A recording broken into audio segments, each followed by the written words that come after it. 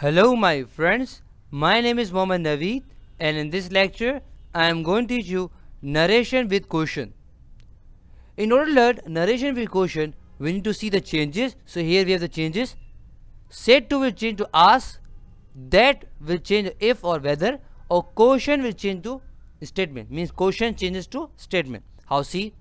We have two examples. The first example is I said to him, do you learn English? For example,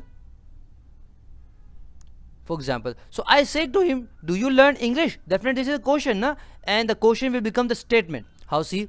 Definitely in the place of said to, what we use ask. What we use ask. So here we have ask and him, definitely. And when we remove comma and quotation mark, so what do we use? What do we add? We add that. But here in the place of that, we can use if or whether. Means it's totally up to you what to use. Okay, so here I'm using if, and definitely when we have you, so what do we see? We see the object. How see?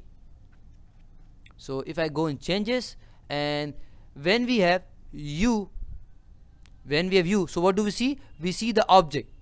So the object is him, and definitely we cannot use him here. So what we need to do? We need to go here him, and we have to find him. So the him is here. Yes. So the him, and definitely this is object, na? So I need subject. So the subject is he. So definitely here he and learn English. Getting me?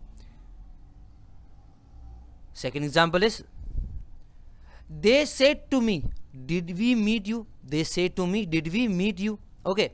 So definitely they, in the place of said, what we need to use? We need to use ask, and definitely me, and in the place of comma quotation mark, what we use that. But here what I'm using, we using whether. It's totally whether use if or whether. Okay, so here I'm using whether, and definitely when we have we, so what do we see? We see the subject. We see the subject. So here you can see that when we have we, so what do we see? We see the subject, and the subject is they, and they, and they had me them. Getting me?